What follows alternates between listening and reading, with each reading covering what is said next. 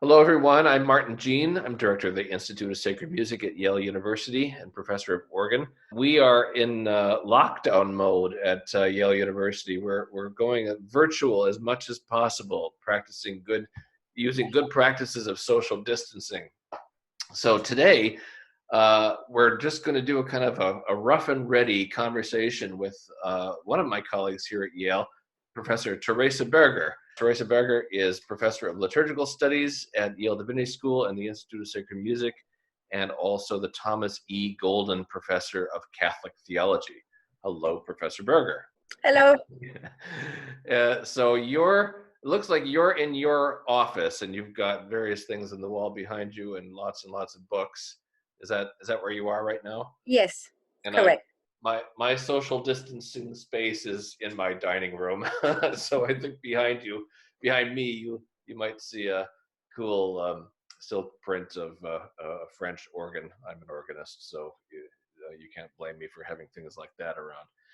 So, Teresa, we're in an unusual kind of a new spot for many of us in 2020, and those of us committed to regular worship in person in our various faith communities are feeling the stress, the simple fact that many of our communities are not meeting in person. The churches are shuttered at the moment. My own, for the first time in my life, I'm not able to get to the church I belong to on Sunday morning. And in fact, many of our parishes are urging us to continue our worship practices online. Either they have got the resources to broadcast worship, or they're referring us to other resources. Well, broadcast worship is as old as radio itself, right? Broadcast services on the radio and on television are something we're all very familiar with. At the same time, there are pockets of the internet that have morphed from the kind of worship practices that are more or less spectator practices to ones that are much more interactive. And you studied this and written on it, and in fact, I'm happy to share the book title and cover of your book from 2017, Routledge Press, At Worship: Liturgical Practices in Digital Worlds. So my first question to you, Teresa, is, while this feels very new to us, is in fact the idea of worshiping as a virtual collective, at least within the confines of Christianity, is this really all that new? It's relatively new in terms of the digitally mediated technology of virtuality, but as a vision of how Christians gather and belong together beyond the people who breathe the same air in a given sanctuary. There are many threads in the Christian tradition that strongly suggest and have suggested that there is a connection amongst Christians gathered for worship, and even a Christian praying alone that extends around the globe and into the cosmos. We pray with angels and archangels, as well as in some communities it's more pronounced than in others. In my own Catholic tradition, at every celebration of the Eucharist, we say that we celebrate in communion with the Pope, the local bishop. There are elements in our tradition, and I think we are beginning to recover those and hearken back to them fast, that have in the past and prior to digital media suggested that we think of prayer as something that intrinsically links us to others around the globe. Even in the practice of the canonical hours of monastic communities, the idea that in the day and night are broken up into regular paces of prayer, right? So that at at any time of day, somewhere in the world, prayer is being offered. For me, that's a very enlarging and enlivening theological strain of thought. Digital media, in a sense, can help with that. I use a prayer app for a daily prayer that, as part of its tech savviness, lets you click on a globe that rotates, and you can see by light points who and how many people around the globe are in prayer with you, given with the same app. Wow. But it's still is something that I always knew theologically, that I pray in communion with other people around the globe. You suddenly have a visual for that when I first discovered it, I was mesmerized by that. Now it's just, okay, yeah, I don't pray alone, I know that. Let's get on with it. It's a kind of a mnemonic aid, isn't it? Yeah, To yeah. remind you about what the reality is. Well, that's one practice that you've just learned for yourself and thought about. Can you talk about some other kind of practices that you found especially fascinating, intriguing, maybe troubling, but ones especially that you found enriching for your own prayer life? I have initially enjoyed, because I was free to do it, but now I'm forced to do it, joined a community that live streams its Sunday Mass. So as for you, so for me, we cannot get to our local communities. Mine is, in a sense, technologically privileged. It has a setup to live stream Mass. Hmm. So last Sunday, I joined in a live stream of the Mass. There was one lonely priest, well, surrounded by 600 people online, and probably, from the sound of it, about 3 or 4 people in the choir who supported the Mass with singing. And were you, as one sort of tuning into this, were you invited to sing along with the hymns and the psalms and so on? Again, this is a tech savvy church, and I'm very mindful of the fact that there is a vast digital divide that is becoming visible right now. Rural parishes, the Hispanic parish on the other side of town, they don't have those capacities, but this particular parish actually uses a cyber hymnal. So even without having a hymnal at home, I could follow hymns and enter into the celebration. Yeah. I think what we're seeing very quickly in the midst of this pandemic are the ways that our societies are even more visibly bifurcated with the kind of resources that some people have and some people don't. What And are, it's not only resources that are there, but particular age groups that are very tech savvy, know with ease how to enter into this, and others who find it very disconcerting, even if they have access. yeah. And then, of course, you have my guild, people who are theologians or in liturgical studies, who until quite recently have voiced deep concerns Yeah. about liturgy in digital mediation. Yeah. Yeah, we'll come back to that in a minute. What are some of the other practices that you've kind of uncovered in your research that you think are interesting and that you'd like other people to know about?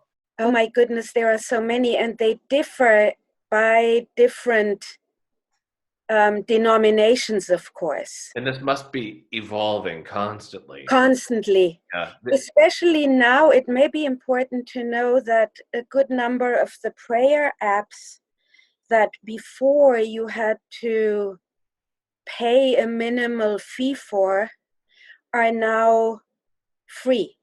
Wow. So these communities have decided, for the time of uh, um, COVID-19, to give away their prayer apps for free. Hello is one of them. Divine Office is another. Those are the ones I know, but there are lots of other um, uh, apps that you can now access for free. I would say to people, explore that. There are also people now who just through Google Hangout or FaceTime or Facebook organize shared prayer times. Mm. One of our students posted, she graduated last year, but she posted on Facebook a few days ago that she's going to pray the litany at a certain point in time every evening. And if you wanted to zoom in, Ah, do that. yeah. I've seen in my own sort of Facebook friend circle that many people are doing Facebook Live concerts. Yes. And this is a very intriguing way for us to stay in contact with each other, not only by the um, certain artistic manifestations, but by these devotional practices as well. In fact, if there comes a point in time when you don't have anything to do during this quarantine, Yeah. I was thinking that Yo-Yo Ma's initiative, Songs for Comfort, Ah, one could do an ISM sacred music in times of distress or trouble or well, in fact, we're going to refer our listeners to other resources at the end of our little conversation here. okay. Any others? Any other of these practices that you just found kind of surprising and surprising perhaps?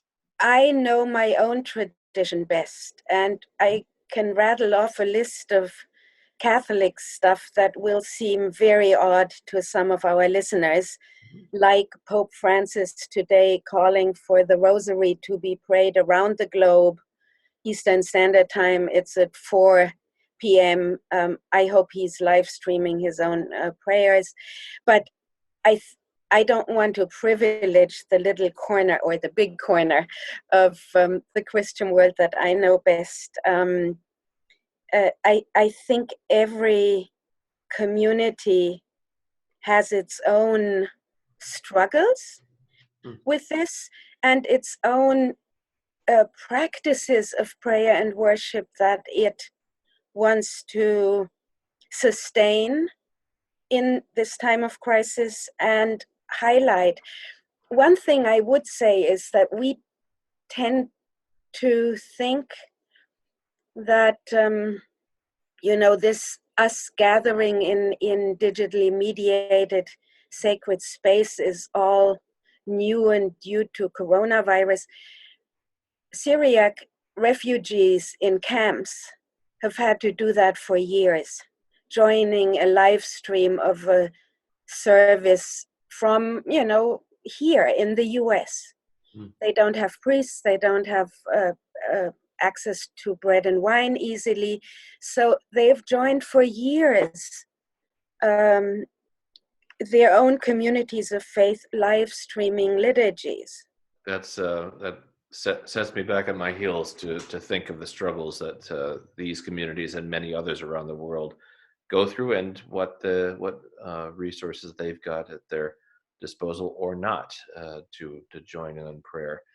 The Um, other thing, maybe just to flag, Martin, is I was startled by a blog post I read a couple of days ago by an elderly parishioner who basically said very starkly, what you're facing now, all of you people who are distanced from the parish and its gathering, we have faced for years, we the shut-ins, and you've never paid that much attention to us. And now you're experiencing what we are living with. And for you, the time might be over, but for us, it won't be. that's an amazing insight as well. My own parents are in that similar, very similar situation to that now, and I'm becoming much more attuned to it. Just a final question to think about the big picture of this. Um, can you think of anything that's sort of lost in this digitally mediated set of practices. Of course, as you know, I'm an advocate of communal singing as a church musician, and it's hard for me to envision how that practice is retrievable over the internet. But what's your experience been in that regard? That's for me not the biggest problem, because we can still sing together. You and I could decide to sing Ein feste Burg ist unser Gott together on Zoom right now. We'll wait till October to do that. Oh, I think the psalm that stands behind that song is actually a good one to pray these days. True enough. There are obviously losses. Think of communities that rely heavily on incense as part of their tradition of worship. Oh. Smell is so far not transportable in digital mediation, although they are working on that.